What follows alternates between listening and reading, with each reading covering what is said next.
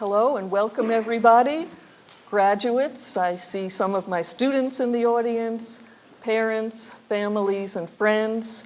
I'm Susan Dunn. I teach in the Leadership Studies program here at Williams. And I'm here today with New York Times columnist David Brooks, who will receive an honorary degree at graduation tomorrow. Well, we can't say for sure what perks or privileges an honorary degree will afford Mr. Brooks later in life. But we've decided to ask him to work a little for it anyway, and he has graciously agreed to speak with us this afternoon. David Brooks became a New York Times columnist in 2003. He's a graduate of the University of Chicago, where he was a history major. After college, he worked for William Buckley's National Review and then went on to become a senior editor at the Weekly Standard and a contributing editor at Newsweek and the Atlantic Monthly. He's currently a commentator on the PBS NewsHour, as well as NPR's All Things Considered. David Brooks is also the author of several excellent books, including Bobos in Paradise, fabulous title, The New Upper Class and How They Got There, and On Paradise Drive, How We Live Now and Always Have in the Future Tense. His most recent book is the best-selling The Social Animal, The Hidden Sources of Love, Character, and Achievement. David Brooks is a subtle thinker who's not afraid of contradictions. And sometimes I'm not sure if he's a moderate conservative or a conservative progressive. I suspect he may be a 21st century version of Edmund Burke, the deeply insightful and wise 18th century Irish statesman and author. So, let's begin by talking about politics. And I have a question for you about President Obama. In 2008, you wrote quite favorably about then-candidate Obama, but you said that you weren't sure if he'd turn out to be an island of rationality in a sea of tumult, or simply an island, an observer who stands back and who's not a leader. What is your assessment now of our president? That was astute. I don't remember writing that. First, let me say what a pleasure it is to be here. I look with envy at this school. I did go to the University of Chicago, the school where fun goes to die. The other saying about Chicago is it's a Baptist school where atheist professors teach Jewish students St. Thomas Aquinas. So it was an odd experience. I look at this school, which is academically great and socially great, with envy. And I did want to say to the students who are graduating, some of you have not graduated before and you don't know the custom that when you get your degree from President Falk, it's customary to tip him $20, $25 just to show him he did a good job. I don't know if he's here, but he was here a minute ago. I've become a little more disenchanted, I confess, with President Obama. We're the exact same age. I was a reporter in the South Side of Chicago when he was a community activist there. And he has many traits which he has not lost. He's extremely smart. I once asked him out of the blue, this was a very U of Chicago question, do you ever read Reinhold Niebuhr? And he proceeded to give me a 20-minute description of Reinhold Niebuhr's theology, which, as Chris Matthews would say, sent a tingle up my leg. He's very self-confident, the most self-confident person I've ever met in my life. Very competitive, likes a good argument. Usually when you criticize a president, they call you they or the staff call you the next morning and scream at you, and they say, David, you're a complete and total idiot. With the Obama people, they call, they say, David, we really like you, we respect your work, it's so sad you're a complete and total idiot. And so they like the back and forth. And I will say he is in some ways the same. He does like a good argument. Now when you engage him, he knows the details of every policy.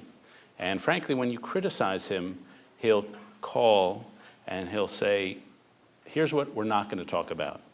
and it's all the cheap shots I've taken.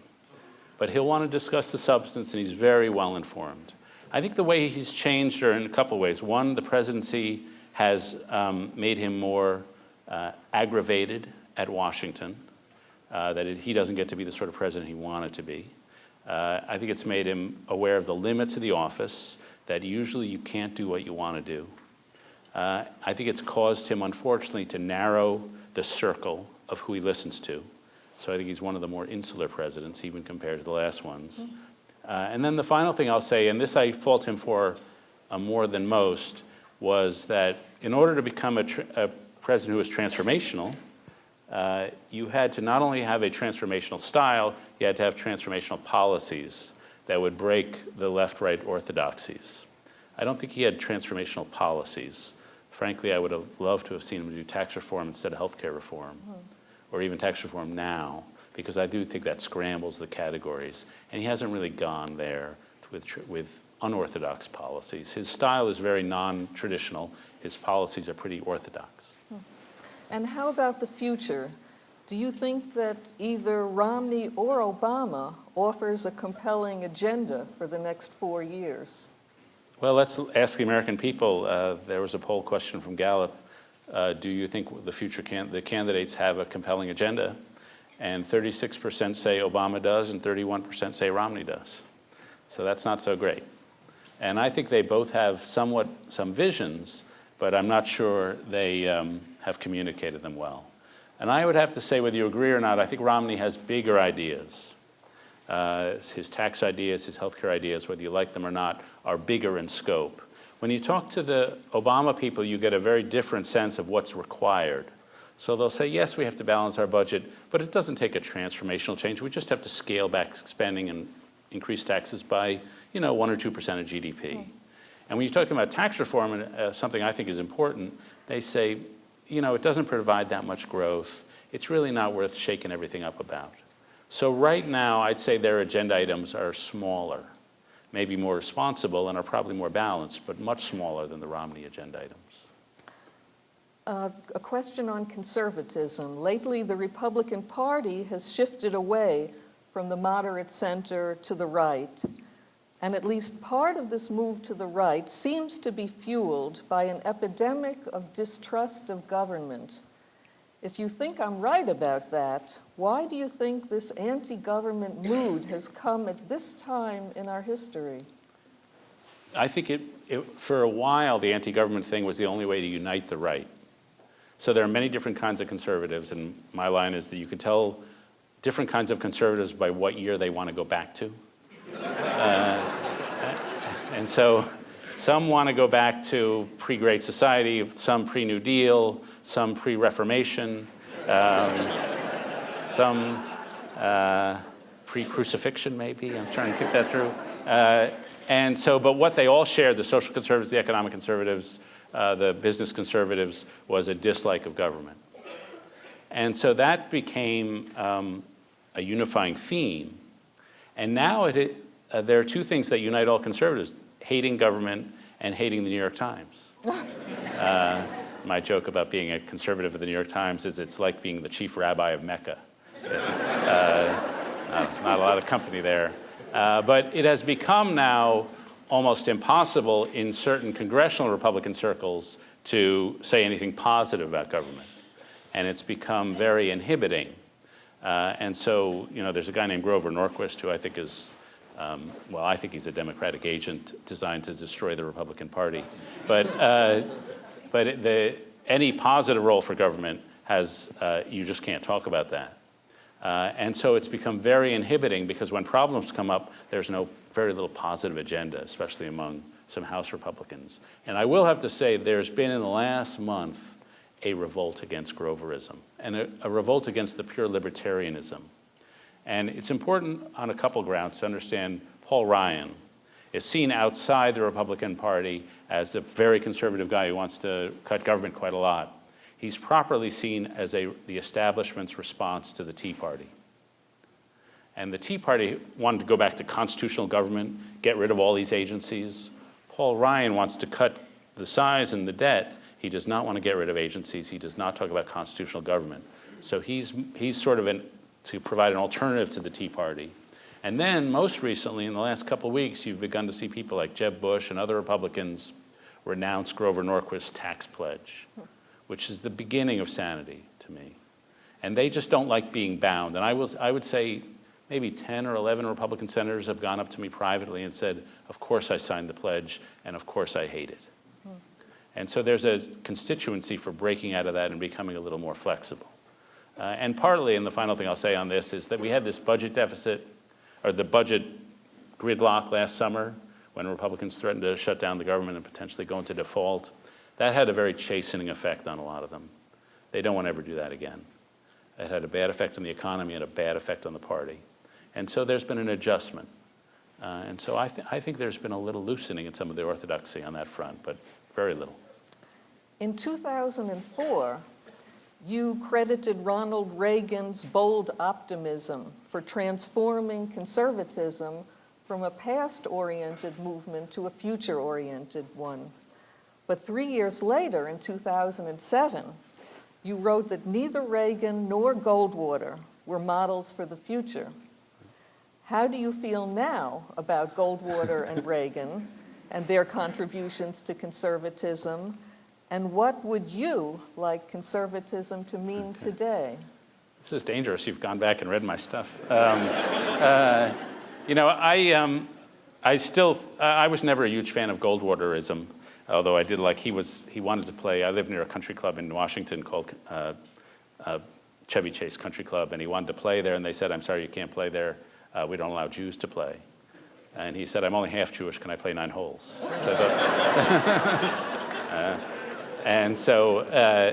So he represented the libertarian wing, and Reagan did. And Reagan has become an icon in the Republican Party. So Reagan raised taxes something like 14 times. But now he is not the real Reagan. We have this mythical Reagan who never did, who was a purely orthodox Republican, and to which current Republicans have to pay obeisance. And it has had a restrictive role on what the party can do. And the secret of success for the British Conservative Party under David Cameron was to say Margaret Thatcher was great for her time, but times have changed. And they had to make that transition post-Thatcher. I think the Republican Party has to make that transition because the problems today are not the problems we had under Reagan. Reagan, we had essentially a stagnating economy throughout the West, and it needed an invigoration, which personally I think he brought. Now when you look at the problems, what are they? They're stagnant wages, slow growth, widening inequality, family breakdown, and public debt. These are a different set of problems. And if you're going to deal with something like stagnant wages and widening inequality, it's not enough to simply get government out of the way. And so what I think is necessary is a return to Alexander Hamilton, who along with Burke is my other hero. And I'm going to botch, I shouldn't do this in front of a historian, but because I'm going to botch the dates. But I'll just give a quick summary of what I think is the essence of Hamiltonianism, which is that he was 12, his mom died in the bed next to him. He was adopted by an uncle who committed suicide. He was adopted by grandparents who died within a year. By 14, he'd lost pretty much everybody he ever loved except for his brother. A court took away their property. So that was him at age 14 or so, roughly. By 25 or so, he's George Washington's chief of staff, a war hero. By 35 or so, he's a successful lawyer, written the Federalist Papers. By 40, 45, he's retired as the most successful Treasury Secretary in U.S. history. So this is a story of upward mobility. And he created a government and a style of government to use government in limited but energetic ways to give poor boys and girls a chance to rise like that. And so it's not anti-government to enhance freedom, the way the Republican Party is now. It's not pro-government to enhance equality, the way the Democratic Party mostly is now. It's limited but energetic government to enhance social mobility. And that's the tradition that I think is lost in American politics and is ripe for revival. And so that's what I would like to see the Republican Party be. And there are at least 3 or 4 people who agree with me. Well, I love the discussion of Hamilton. He's the founding father who had 800 on all of his college boards. He was the genius of the group. And not always the most nicest person on earth. But there's a letter of his that I discuss with my students. When he was 14, he wrote to a friend, "Ned, my ambition is prevalent." Already at That's what 14, he had his future. That's what it takes to be a striver in this country. Lincoln had great ambition. John Edwards has great ambition. No. You win some, you lose some. On a very different topic, what would be the short list of key books that you'd recommend that we read? Books that you found especially illuminating or that helped shape your thinking? What books would they be? Yeah, I guess the core of my belief system is epistemological modesty. The idea that you can't know much. The world is incredibly complicated and there's not much you can know. And when I was a freshman at college, I was assigned a book called The Reflections on the Revolution in France by Edmund Burke. And I hated that book. And this is the virtue of being assigned books you do not want to read in college. I hated that book because I thought, I'm 19, we should all think for ourselves, we should come up with our own viewpoints.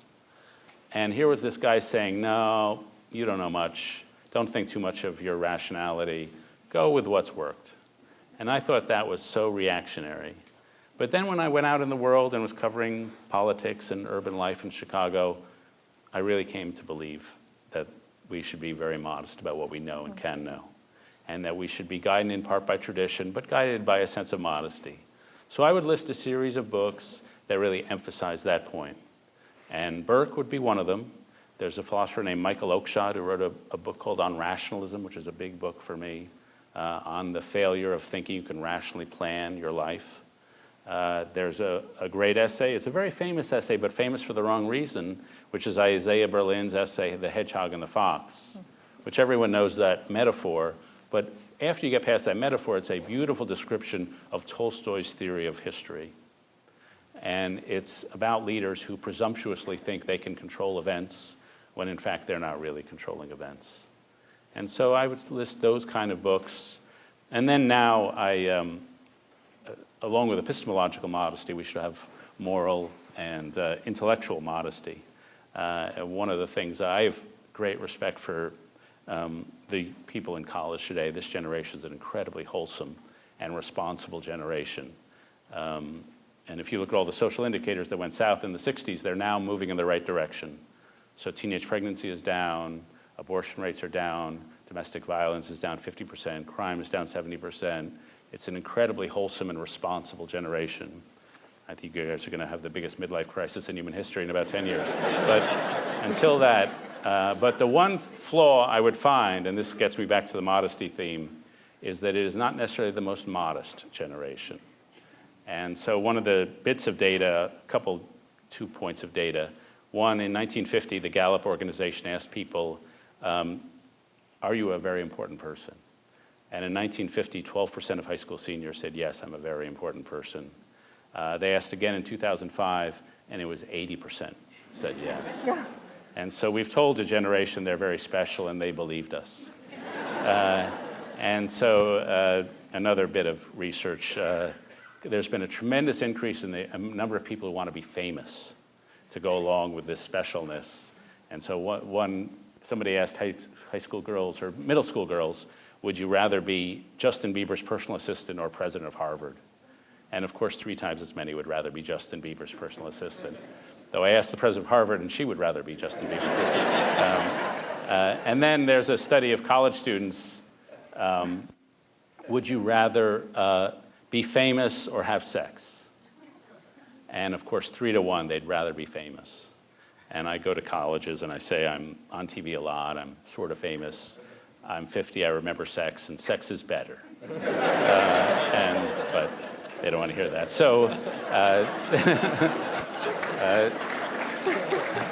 But to counteract that, this all wind up to my book recommendation. I would recommend Augustine, Confessions, or a biography of Augustine, and some other books that remind you, and then finally another hero of mine, Reinhold Niebuhr, who reminded people that we have sin in ourselves and you should spend your life being aware of that. Getting back to Burke, my students and I read a letter that he wrote during the French Revolution in which he had the line, "Dare to be fearful." Yeah. I thought that was very good. I'll confess that I'm an addict. I'm addicted to the New York Times. And I'm curious what news sources or political and economic reports you read on a regular basis. Well, I have to write a column every 3 days. And so for college students, imagine you have a paper due in 3 days, and then imagine that's the rest of your life. And so I literally am, I used to have all the normal desires that a human has for food, water. Now I just have column ideas. That's everything. Can I get a column out of that? Can I get a column out of that? So I read the big newspapers. One thing I'd recommend, I'm a big fan of some of the agglomeration websites that link to long-form journalism. And so my favorite one is called The Browser, which I highly recommend going to. It's a British site that links to great essays from all over the world. Arts and Letters Daily is another one more famous in this country. And they give you the big think pieces. Because one of the problems that columnists now have in the new media landscape, we can't do the type of column we used to do where the president or Romney would give a speech and then we react.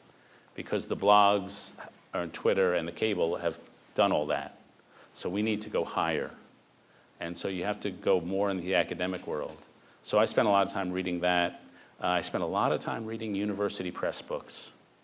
A lot of what I do is arbitrage. I take a university press book with 800 readers and I popularize it for a mass audience or try to apply it to some current issue. So I spent a lot of time reading academic journals and university press books and those sorts of websites. Some of the economists, Marginal Revolution is a great economic website. I'm looking for those people who have some obscure bit of academic knowledge that I can then popularize. Let me take you back to American politics. People are talking more and more about the egregious inequality in this nation between the top 1% and the rest of the population. And my question is this: should government play a role in redressing this inequality? Yes, though I really don't define it as the top 1% and the bottom 99%. I think the most fundamental divide is between people with college degrees and people without. The top 1%, a lot of that has to do with the screwy compensation schemes on Wall Street and among doctors and CEOs.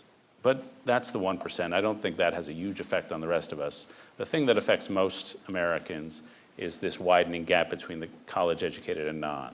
So in 1964, people with college degrees had the same family structure as people with high school degrees and very similar lifestyles. That's not true anymore. So people with college degrees have maybe a third the divorce rates of people with high school degrees. They vote much more. They donate blood more. They lead entirely different lives, different musical tastes, different artistic tastes, very different lifestyles. And so that social segmentation is the big gap that I think we have to worry about now. If you grow up in a home where your parents make $96,000 a year, your odds of getting through college are 1 in 2. If you grow up in a home, high school, where your parents are making $36,000, your odds are 1 in 17. And so it just matters greatly what home you were born into. And so to me, that is the gap that's opened up. And for people at the high school educated, and I highly recommend a book by a woman named Annette Lareau, who's at Penn, called Unequal Childhoods, where she says the people in these two different classes, the child-rearing styles are not similar. They're not even on a continuum. They're two entirely different childhood-rearing styles. So the working class style, the attitude is, life is tough, we'll let you relax. And the kids, she says, in these households are happier and less pressured. The problem is they're less prepared for the hyper-meritocracy we have.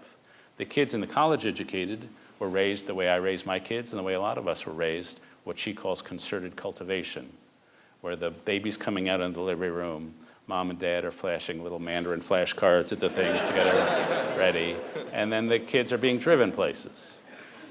And so they're ready for Williams. And so in many ways, that's a less healthy, but it prepares you better for what we have. And so to me, that's the gap we have to worry about. And it involves, and this is why I sort of like what Rick Santorum was doing when he was running. A lot of stuff I did not agree with him on. But one thing I did appreciate was that he merged family structure and economic issues into one discussion. And most politicians are loath to do that because they don't want to talk about family structure. But the two do go together. If you're in this working class, you have more to fear from divorce or single parenthood than you do from outsourcing. And so we need to have a conversation about those things. And that involves some government activism, in some cases extreme government paternalism. The programs that work, like nurse-family partnerships or early childhood education or KIPP schools, are extremely paternalistic. And libertarians would rebel against them, but I think they are what we need to do to diminish this inequality. We see quite a bit of gridlock in Washington these days. If I argued that British parliamentary democracy is, in my opinion, a more effective system of government than our checks and balances, that it permitted a Margaret Thatcher on the right or a Clement Attlee on the left to simply enact their agendas, would you agree or disagree with me? I would agree it would allow them to enact their agendas, but they do a lot of stupid things. And so I think parliamentary democracies swing wildly because it's easier for the majority to have almost dictatorial powers. And so I think they swung in stupid directions, I would say in the 70s. And then the other thing, and I covered European politics, the thing I really began to appreciate about our system is the fact that somebody could arise from nowhere and rise to the top. So you could get a Jimmy Carter or Barack Obama just out of nowhere getting a nomination. In parliamentary systems, you have the same people over and over and over again. And so I like the fluidity of our system. I think it's, or at least I have until the last 5 years. When you see the gridlock now, you do begin to have some second thoughts about it because, I think we're facing these fundamental problems. The most immediate will be this debt problem. In 2019, according to the president's budget, the amount we'll be paying on interest payments to the debt, just the interest payments, will be $913 billion a year. So we'll be spending more just to the bankers than we'll be spending on the defense budget or anything else. That's impossible. We can't do that. But I don't see us solving that problem. I have trouble seeing us getting to a bipartisan solution, so I think we're going to have sometime in the next 10 years a gigantic Greek-style fiscal crisis. And I asked an economist in the White House a couple of years ago, do you think we'll get serious and actually have some bipartisan activity before we have our crisis? And he said, nah, I don't really see that. And I said, well, how big will the crisis be? Will it be like Greece or Venezuela or decline and fall of the Roman Empire? And he said, worse than Greece, not as bad as Rome, sort of in the middle there. And so that's how I feel. So I feel we're walking toward a cliff that we will go over, and then we'll get serious. But so it's hard to embrace a system when you feel it's careening toward disaster. You and Mark Shields, with whom you appear every Friday on the PBS NewsHour, recently won an award for your civil, respectful behavior as news analysts, an award richly deserved. Do you have the sense that news media today have gone over to the wild side? And if so, what impact is that having on our political life and our society? Yeah, I think we're beginning to pull back. There are these generations of punditry. About 20 years ago, they decided they wanted everybody to be really good looking. And so you'd have these leggy blondes and these studly looking guys. That's when I started, obviously. And I remember once I turned on MSNBC in the very early days, and this was when Ross Perot was running for president, and he picked a running mate, a guy named Pat Choate. And I saw a panel of pundits, 4 or 5 pundits, who analyzed the pick, all on the supposition that Pat Choate was a woman. And it was a guy, he's a guy. But they didn't know, they looked good, but they didn't know the field. And so they were, she'll balance the ticket beautifully, and I'm thinking, they're all idiots. And so they went through the good-looking phase, and then they went through the shouting phase. And that's still, you want to be hot, you want to fill the screen. But if you look at cable ratings now, there's some indication that phase is ending, that people have lost interest in it. And so there's a desire for a new model. And even on Fox or MSNBC, when they get hot, you begin to see the ratings go down. It's always worth pointing out to emphasize how specialized these two channels are. Morris Fiorina is a political scientist at Stanford. He points out that more Americans own ferrets than watch Fox News. And that there are a lot of ferret owners, but they're specialized niches. And the thing that I've never quite understood is we have, on the NewsHour, I don't know the exact numbers of how many viewers we have, but I think it's roughly 1 million, somewhere in that ballpark. That's bigger. It's not as big as Fox, but it's bigger than everybody else. So why don't they copy what we do? Because there's a significant audience that wants that. And I'm not sure why they don't do that, except for maybe the producers are 22 and don't know that world. Our world it's a senior world. When I'm at the airport and a 90-year-old woman comes up to me, I know what she's going to say. She's going to say, I don't watch your show, but my mother does. And so we have a somewhat older demographic, but it's an audience of some size, and they don't want to do it, but I think they may be pushed in that direction by the ratings. Now, some of my students have questions that they'd like to ask you. One of my students says that many speakers at graduation ceremonies tell the students to find their passion and follow their dreams. But she thinks it would be more helpful to talk instead about good citizenship and public service. And she'd like your opinion on this. I completely agree. The advice to find your passion, I hope Gowande doesn't say it tomorrow, but I doubt he will. He's really impressive. I've never met him, but I'm a huge fan of his. It's totally stupid advice. You're 22, you don't know what your passion is. The counter advice comes from, this is a little somber, but it comes from a guy named Viktor Frankl. Viktor Frankl was growing up in Europe and was imprisoned by the Nazis and sent to a concentration camp. And he said, hey, this wasn't what I wanted out of my life. This wasn't my passion. But this is what life put in front of me. And so he studied human suffering, became a psychologist of human suffering, and wrote a huge book in the 1950s and 60s called Man's Search for Meaning. And he said, don't ask what you want from life. Ask, what is life questioning me to do? So it's not your passion that's at center, it's the situation around you that's at the center. And what's been thrown in front of you? And then that's what you devote yourself to. Emphasize the circumstances of your life.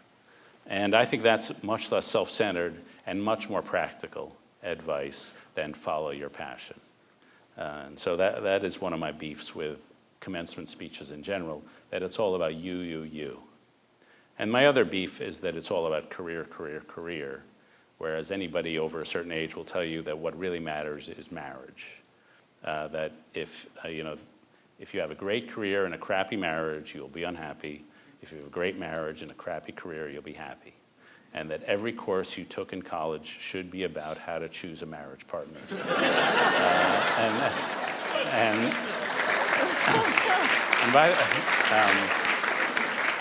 And by the way, I just happened to come across a very smart blog post about how to preserve your marriage, and this is not me. This is a woman who wrote on the website. The only two I can remember right now is, first, they say never go to bed mad. And she points out, sometimes you just need to go to bed. Just go to sleep, wake up in the morning, have breakfast together, it'll look better. And then the second bit of good advice was brag about your spouse and have them overhear you bragging about them. It'll work wonders. So. I can't resist mentioning what passion means in Latin and why at Easter time the play is called the Passion Play. Passion means suffering. Oh, really? In Latin. Yeah. Well, that applies to Jews too, by the way. Definitely. Another student asks how you first came to work for the National Review and what role that magazine, and especially the editor William Buckley, played in your thinking and your life. Yeah, so this is an example of why you shouldn't follow your passion. Because I wanted to be a playwright or something. But I worked for a student newspaper at Chicago, and William F. Buckley wrote a book called Overdrive, which was a very pretentious book about his phone calls with the Pope and hanging around with David Niven and Lauren Bacall. And I wrote a parody of it in the school paper, it was a parody of Buckley, calling him sort of a name-dropping blowhard. And I said he wrote the first 3 volumes of his memoirs on the day of his birth. There was first volume was all of human history up to his gestation, and then the 9 months in the womb called The Seeds of Utopia, and then the book was called The Glorious Dawn, about the day of his birth, and then he founded 2 magazines at Yale, one called the Buckley Review and one called the National Buckley, which he merged to form the Buckley. So it was all about making fun of him. And so he comes to campus and he gives a talk to the student body. And in the middle of the talk, he says, "David Brooks, if you're in the audience, I want to give you a job." Because even though it was mean, he thought it was good. And so I called him 3 years later, and I said, "Is the job still open?" Offer. I wasn't in the audience, unfortunately. But he said, "Sure." And I went to work for him. And when you worked for him, he was what we all need in a mentor. He was not only, he edited my copy and tore to shreds my prose, but he took me to Bach concerts, he took me to yachting, things that I had never done before, and really introduced me to the world. And so I had someone to introduce me to journalism and to the flow of information. I also joined a tradition. The conservative tradition flowed through National Review from Whittaker Chambers to James Burnham, and some of them were still alive at that point. And so I joined a conservative tradition, Russell Kirk, and I became part of a school of thinking. Now, it wasn't quite my school. I knew I didn't quite fit in, but there were things I shared and things I didn't. But it was part of that school to be part of a long tradition that he really unified. The economic, the social, the religious, the philosophical, the practical, and it really was an entry into the world. And when you join any industry, you have to know the tradition of it. You have to join the institutions of it. You have to know the rhythms of it, who's what, who's where in the universe. And he did all that for me. And then after my 18 months, 2 years with him, he sent me off. And then I had a career. And it was funny because he did that for many, many people. His great capacity was for friendship. Somebody estimated, one of his biographers, that he wrote more personal letters than anybody else in the 20th century. It was weird to watch him because he would write his column in 20 minutes and his brain just never shut down. It just kept going. It never got tired. It just kept going. He'd write the column in 20 minutes, then he'd write 20 letters, then he'd write a spy novel, then he'd give a speech, and then he never got mentally fatigued. And he was always on, as he said, overdrive. He was always moving. And so that was sort of a plague to him, actually, because he could never stop. And I think it was a bit of a plague with his relationship with his son. But that's how he worked. But so he was just a bundle of energy, and I sort of got swept along, sent me out in the world, and then there was somebody else came along for the next internship. And some of the people, after they got abandoned, after this intense period of 18 months, they felt like Dad had cut them off. And so there were some people who wrote nasty things about him because he saw himself as sending us out in the world. They saw it as abandonment. And so there were some hurt feelings as part of that, but I credit him enormously with just that first launch, that mentor experience. It's so wonderful that you have such positive memories. Yeah, I do have. A student who's thinking of going into journalism asks what it's like to work for the world's #1 newspaper, and do you basically work all the time? Yeah, so I worked at the Wall Street Journal for 9 years. No, world's #1 newspaper. It's actually, I've worked at the Journal and I worked at the Times, and they're very different cultural institutions, very different culturally. The Times, the feedback is, the hardest thing is the level of feedback. So before I came to the Times, I'd never been hated on a mass scale before. And so after 6 months on the job, I cleaned out my email folder, and there were 290,000 there. And the core message was, Paul Krugman is great, you suck. And that first 6 months was a very hard period. Because politicians go through this. They're in the arena. And this was like a mini version for me. But it was very scarring. And I can see it for all new hires, it's scarring. Because people just shots. And one of my colleagues said to me, you think you have a lot of friends in media, you're going to discover that's not quite true. And so there's a lot of incoming. And so the bad part is there's that sense of incoming. The good part is you have tremendous access. And so the reason you go into journalism, you go in part because you have an aloof personality. You should go into journalism if you go to a football game and everyone else is standing up doing the wave, and you're the sort of person who just sits there and doesn't do the wave, then you have the aloof personality required to go into journalism. Because you don't actually get to do stuff. A lot of people want to go out and work at an NGO and a business and actually do stuff. You're the person with the notebook standing by watching them do stuff. But you get to be around people, and at the Times, because of the Times' importance, you get access to all the presidents, and you get to go to Afghanistan. And so the way we work is we have no editors at the columnists, so I've never had a performance review or anything like that. I send my column in at 8:30 or 9:30 the night before to a copy editor in New York. They make sure it's spelled correctly, and then it goes in the paper. No editor. And in theory, no limits on our travel budget. I do domestic stuff, so it doesn't really impact me, but for a Nick Kristof or a Tom Friedman, they're all over the world, and they just take off. And so total freedom, at the same time, very few checks when we really stink. And so that creates a lot of anxiety. But it's not a job you can whine about. The satisfaction is in having your say. Say, okay, I had my say. Nobody listened maybe, they didn't do what I wanted, but at least I had my say. Tremendous satisfaction in that. The hardest part, aside from the outside criticism, is that since your deadlines are every 3 days, and because of other duties, you really only have a day or two to work on each column, you never quite get it right. When you see it in the paper, there's always things you wish you did differently. And if you sometimes wish for the days I was back at a magazine or back writing a book where you can go back and look at it, write something, put it in the drawer, look at it again. Now, by the time you've looked at it again, everyone else has made fun of it. So believe me, it's a job you should never whine about. But it's much more challenging than I thought it would be. Another student wants to know if you think that the Supreme Court's decision in the Citizens United case that permits ever-increasing amounts of money to be spent in national political campaigns is having a negative impact on our democracy. Yeah. My views have evolved on this. When it was decided, I didn't think it was that big a deal, in part because I don't think money changes votes that much.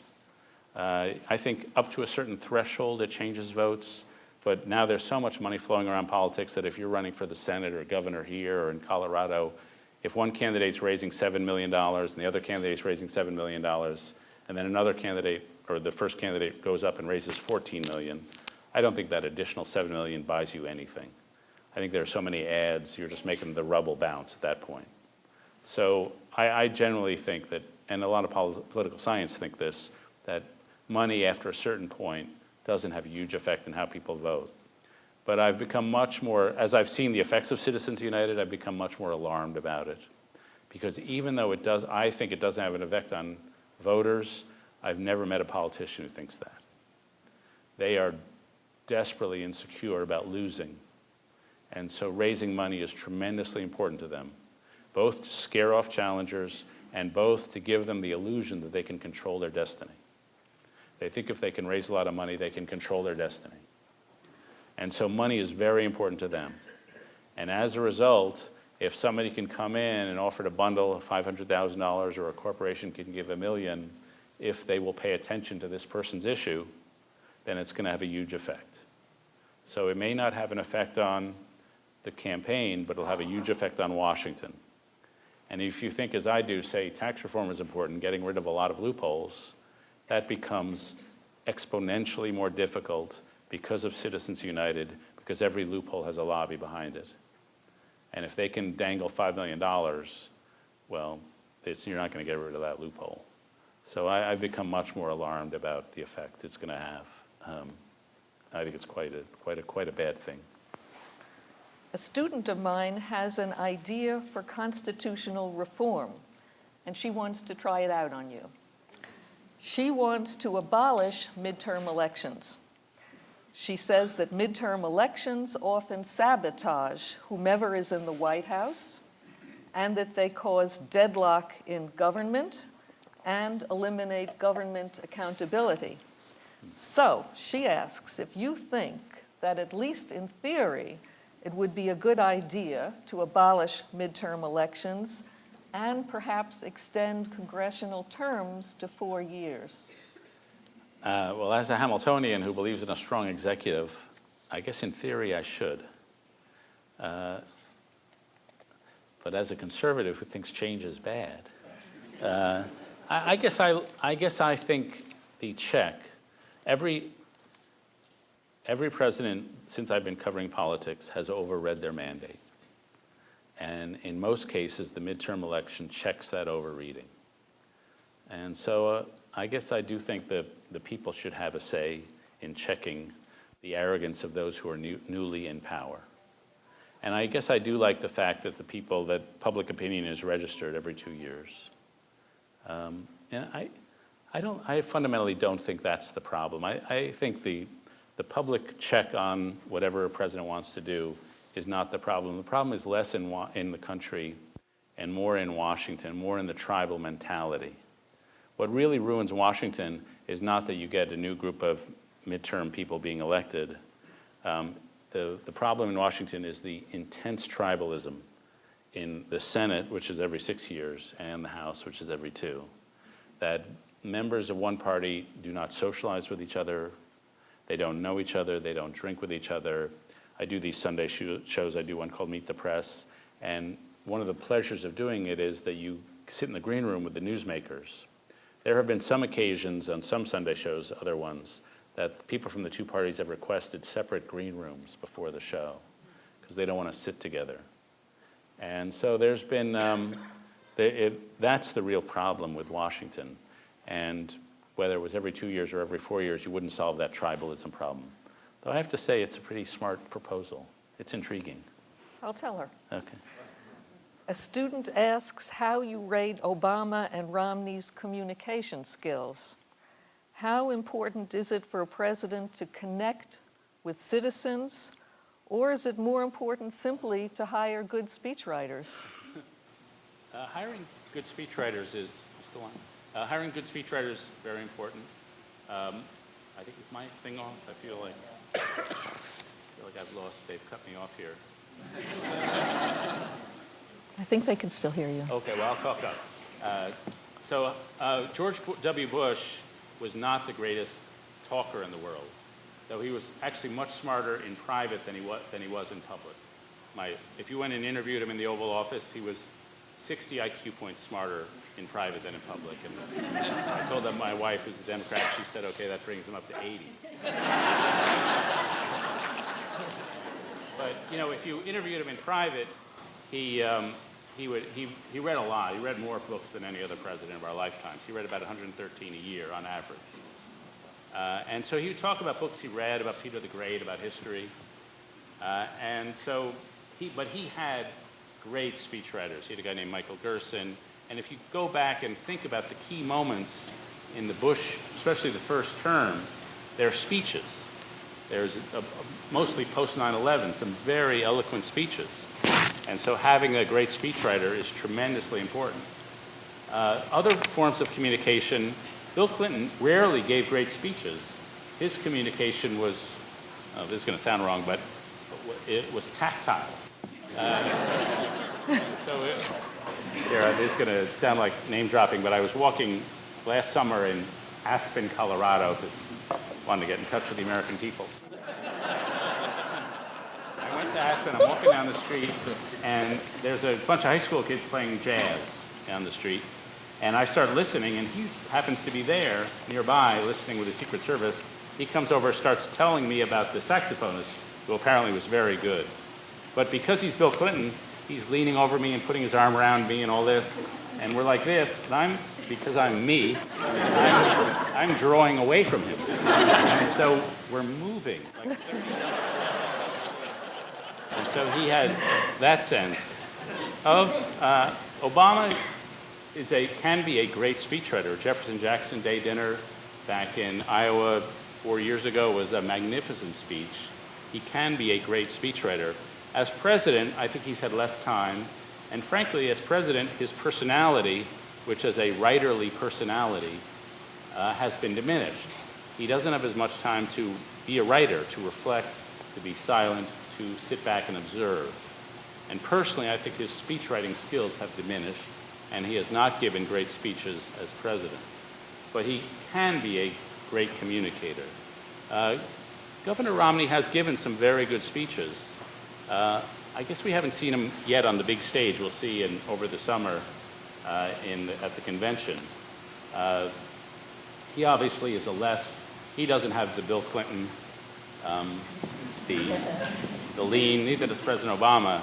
But I would say he'll require, I think, great speechwriters. And you can, it's a very difficult thing to choose, because if you get great speechwriters who are wrong for you, it completely does not work. Bob Dole was a completely smart, sarcastic, very witty guy. He got a speechwriter named Mark Helprin, who's quite a good novelist, to write him a speech that was completely unlike Bob Dole. And so that was a complete disaster. Getting a right speechwriter for Mitt Romney will be a tremendous challenge, who's properly eloquent but not improperly eloquent. I would say right now, on the sheer communications, I guess I would give it to Obama, because we've seen a series of great speeches. I have to say, though, at the end of the day, there's a debate about what presidential re-elect races are like. How much do personal qualities matter? And I would say historically, the evidence is not so much. When it's running for re-election, the personality doesn't matter that much. The other big debate we're having is a presidential election, a referendum on the incumbent's record, or a choice between two individuals. And I think historically, they tend to be referendum on the record. And as long as the other guy is normal, then it's a referendum. So to that degree, I think campaigning and speech making may not be as important as simply how people feel about the Obama economic record over the next 6 months, which, given the News Friday, is a challenge. Another student wants to play the president's game with you. He says that his two favorite presidents are George Washington and FDR, and he'd like to know who your favorite presidents are. It's stupid, but Lincoln is, as I mentioned, Hamilton. I'm a Hamiltonian.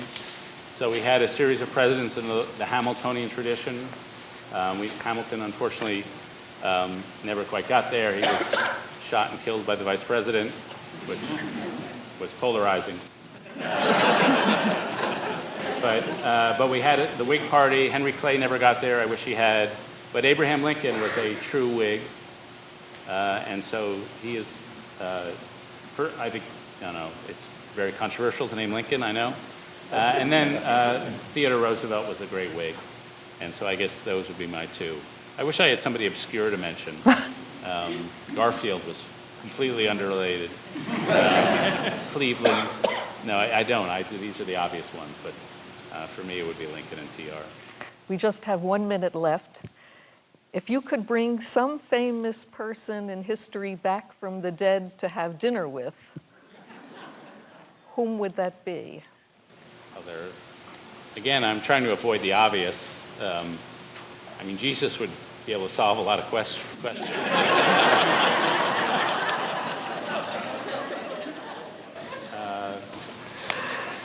I'm trying to think of somebody. I was trying to think of who I haven't met who I'd really like to meet. But a lot of people who I'd really like to meet who are alive now, I'm not sure I would want to meet them in person. And have dinner with them. I'm a huge admirer of Philip Roth, but I'm not sure I want to meet him. He lives near here. Woody Allen. I've met Bruce Springsteen, so historically, I guess I wouldn't mind. I mentioned Augustine. He might be a bit of a downer. We could have dinner with Shakespeare. Shakespeare could answer some questions, too. I can't think of anybody out of the ordinary. Adam and Eve as a pair. Mostly because they're naked and hot. We will leave you with that question to ponder.